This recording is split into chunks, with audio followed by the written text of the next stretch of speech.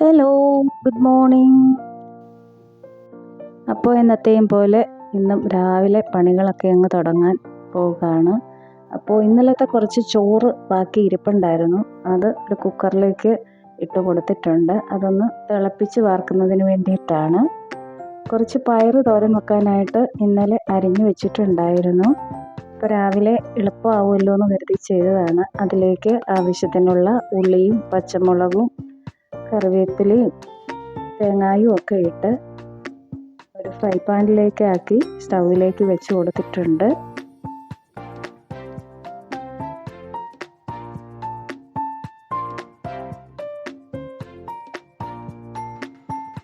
ആവിയൊക്കെ വന്നപ്പോൾ ഒന്ന് ഇളക്കിയൊക്കെ കൊടുത്തിട്ട് അടച്ചു വെച്ച് കൊടുക്കുകയാണ്. ഇന്നലെ വൈകിട്ട് ചേട്ടായി വന്നപ്പോൾ കുറച്ച് ചാള കൊണ്ടുവന്നിട്ടുണ്ടായിരുന്നു. വലിയ ചാളയാണ്. കുറേ നാളായി വലിപ്പമുള്ള ചാള കിട്ടിയിട്ട്. അതിൽ നിന്ന് കുറച്ചെടുത്തിട്ട് കറി വെക്കാനും വറുക്കാനും ഒക്കെ വേണ്ടിയിട്ട് ഒന്ന് കഴുകിയെടുക്കാമെന്ന് വിചാരിച്ചു. പിന്നെ പുട്ടുണ്ടാക്കുന്നതിന് വേണ്ടിയിട്ട് പൊടിയൊക്കെ നനച്ച് വെച്ചു. പയറുതോരനൊക്കെ റെഡി ആയിട്ടുണ്ട്.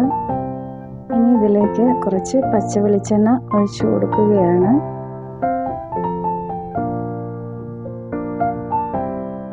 ഇനി ഒന്നുകൂടെ ഒന്ന് ഇളക്കിയതിന് ശേഷം സ്റ്റൗവിൽ നിന്നങ്ങ് മാറ്റി വെക്കുകയാണ്. ഇനി പുട്ടുണ്ടാക്കാനായിട്ട് പോവുകയാണ്. പ്രഷർ കുക്കർ സ്റ്റൗവിലേക്ക് വെച്ച് കൊടുത്തിട്ടുണ്ട്. ഇന്ന് ഞാൻ ഉണ്ടാക്കുന്നത് ചിരട്ടപ്പുട്ടാണ്. ഇന്ന് പുട്ടുപൊടി കുറച്ചേ ഉള്ളായിരുന്നു കേട്ടോ. അതുകൊണ്ടാണ് ചിരട്ടപ്പുട്ടുണ്ടാക്കാമെന്ന് വിചാരിച്ചത്.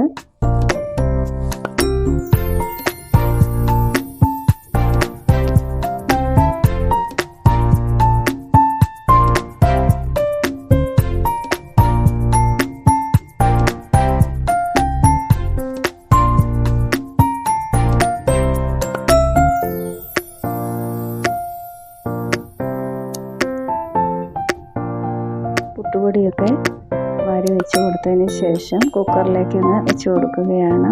കുറേ ദിവസമായിട്ട് ഇവിടെ കുറ്റിയിലെ പുട്ടായിരുന്നു ഉണ്ടാക്കിക്കൊണ്ടിരുന്നത്. കുറച്ച് ദിവസത്തിന് ശേഷമാണ് ചിരട്ടപ്പുട്ടുണ്ടാക്കുന്നത്.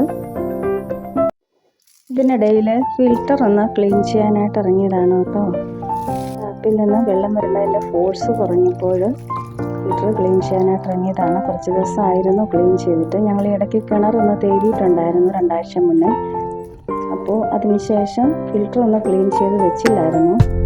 ഇതിൽ കാണുന്നത് നമ്മുടെ കിണറ്റിൽ നിന്ന് വരുന്ന വെള്ളത്തിലെ പൊടിയും ഊരും അങ്ങനെയുള്ള മാലിന്യങ്ങളൊക്കെയാണ് കേട്ടോ. അപ്പോൾ ഇത് ഓരോന്നോരോന്നൂരി നമ്മൾ വെള്ളത്തിലേക്കിട്ട് ക്ലീൻ ചെയ്താണ് എടുക്കുക.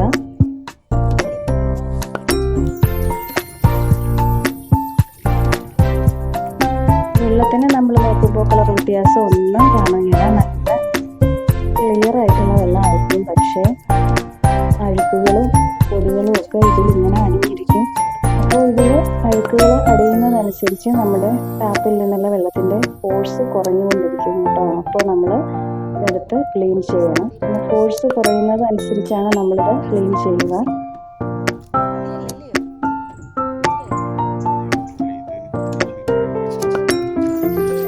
അതെല്ലാം ഊരി ഓരോ മടങ്ങായിട്ട് വെള്ളത്തിലിട്ട് നന്നായിട്ട് നമ്മളൊന്ന് കഴുകിയെടുക്കും.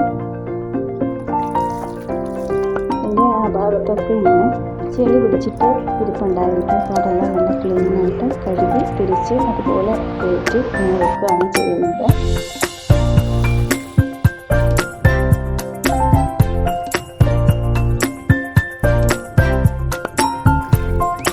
ഓരോന്നും കണ്ടു കഴിഞ്ഞാൽ ഓരോ വളം പോലെ ഇരിക്കും.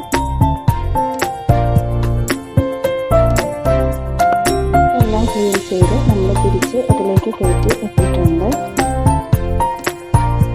ഈ കാണുന്നതാണ് ഇതിൻ്റെ ചാവി. ഇത് ഉപയോഗിച്ചാണ് നമ്മൾ തുറക്കുകയും ഇത് അടയ്ക്കുകയും ഒക്കെ ചെയ്യുന്നത്. ഇനി ഇത് നമ്മൾ തിരിച്ച് ഈ ഭാഗം അടിയിൽ വരത്തക്ക പോലെ തിരിച്ച് നമ്മൾ കയറ്റി വെക്കും. കയറ്റി വെച്ച് അടപ്പിട്ട് ലോക്ക് ചെയ്ത് വെക്കും.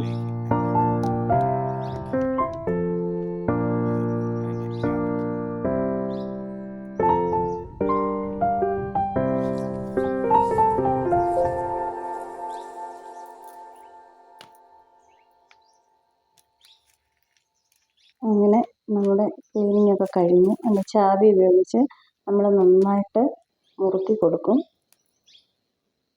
ഇതുപയോഗിച്ച് തന്നെയാണ് നമ്മൾ തുറക്കുകയും ചെയ്യുന്നത്. അപ്പോൾ നമ്മൾ ഫിൽറ്ററൊക്കെ ക്ലീൻ ചെയ്ത് കഴിഞ്ഞു. മീനെല്ലാം നേരത്തെ കഴുകി അങ്ങെടുത്തു. ഇനി ഇത് കറി വെക്കാനും വറുക്കാനും ഒക്കെ വെക്കാനുള്ളതാണ്. കുറേ പനിഞ്ഞലുണ്ടായിരുന്നു കേട്ടോ. കുറേ നാളായി മീനിൻ്റെ പനിഞ്ഞലൊക്കെ കിട്ടിയിട്ട് ഞാൻ കുറച്ച് മീൻ വറുക്കാനായിട്ട് അരപ്പൊക്കെ പുരട്ടി വെച്ചിട്ടുണ്ട്. നമ്മുടെ പുട്ടെല്ലാം പുഴുങ്ങി കഴിഞ്ഞിട്ടുണ്ട്. ഇനി ഫ്രൈ പാൻ വെച്ച് കൊടുത്തിട്ടുള്ളത് മീനങ്ങ് ഫ്രൈ ചെയ്തെടുക്കുന്നതിന് വേണ്ടിയിട്ടാണ്. ഉച്ചവരെ ഒന്നും അടുക്കളയിൽ നിൽക്കാൻ പറ്റാത്ത ഭയങ്കര ചൂടാണ് കേട്ടോ. അതുകൊണ്ട് രാവിലെ തന്നെ ജോലിയെല്ലാം തീർക്കാമെന്ന് വിചാരിക്കുകയാണ്. പിന്നെ ഞങ്ങൾക്ക് പള്ളിപ്പെരുന്നാളൊക്കെ തുടങ്ങിയിട്ടുണ്ട്. അപ്പോൾ വൈകിട്ട് പെരുന്നാളിന് പോകണം. അങ്ങനെ ഫ്രൈ പാൻ ചൂടായപ്പോൾ അതിലേക്ക് വെളിച്ചെണ്ണയൊക്കെ ഒഴിച്ചു കൊടുക്കുകയാണ്. ഇനി ഞാൻ കുറച്ച് കറിവേപ്പിലയൊക്കെ ഇട്ട് കൊടുത്തിട്ട് മീനങ്ങ് ഫ്രൈ ചെയ്തെടുക്കാനായിട്ട് വെക്കും.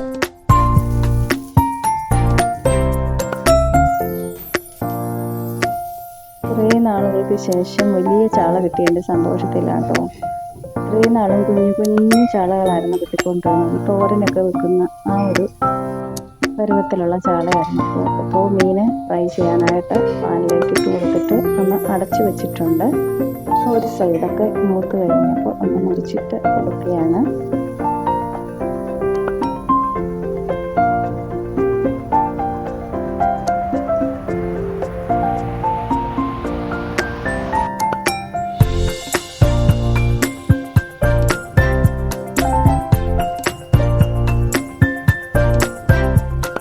മീനെല്ലാം മറിച്ചിട്ട് കൊടുത്തിട്ട് ഞാൻ ഒന്നുകൂടി മൂടി വെക്കുന്നുണ്ട്. നമ്മൾ മീൻകറിക്കുള്ള അരപ്പൊക്കെ റെഡിയാക്കിയിട്ടുണ്ട്. ഇന്ന് മാങ്ങ ഇട്ടാണ് മീൻകറി വെക്കുന്നത്. മാങ്ങയിട്ട് തേങ്ങ അരച്ച് വെക്കാമെന്ന് വിചാരിച്ചു. അങ്ങനെ അരപ്പൊക്കെ ഒഴിച്ചു കൊടുക്കുകയാണ്. മീനൊക്കെ ഫ്രൈ ചെയ്തെടുത്ത് ഒരു പാത്രത്തിലേക്കാക്കി വെച്ചിട്ടുണ്ട്. ഇനി അത് അങ്ങ് അടച്ചു വെക്കാനായിട്ട് പോവുകയാണ്. ഇവിടെ പൂച്ചയൊക്കെ ഉള്ളതാണ്. അതുകൊണ്ട് എപ്പോഴും പാത്രത്തിലാക്കി സേഫായിട്ട് അടച്ചു വെക്കുകയാണ് ചെയ്യുക. നമ്മുടെ മീൻകറിയുടെ ചാരപ്പൊക്കെ തിളച്ചിട്ടുണ്ട്. അതിലേക്ക് മീൻ കഷ്ണങ്ങൾ ഓരോന്നായിട്ട് ഇട്ട് കൊടുക്കുകയാണ്.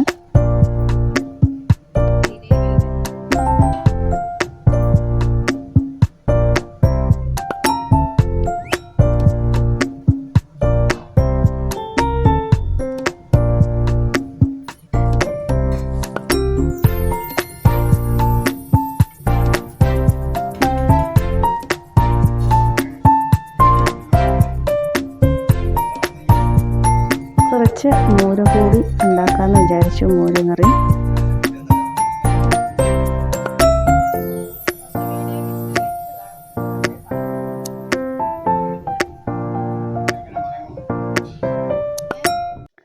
മീൻകറിയൊക്കെ റെഡി ആയിട്ടുണ്ട്.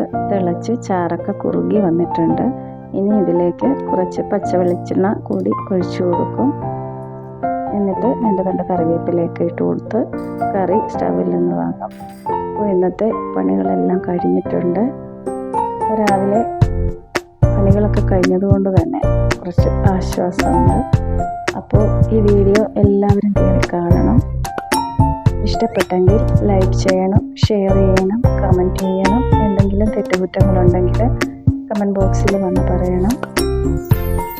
ഇതുവരെ ചാനൽ സബ്സ്ക്രൈബ് ചെയ്യാത്തവരുണ്ടെങ്കിൽ ഒന്ന് സബ്സ്ക്രൈബ് കൂടി ചെയ്തിട്ട് കാണുക. അടുത്ത നല്ലൊരു വീഡിയോയുമായി വരാം. Thank you.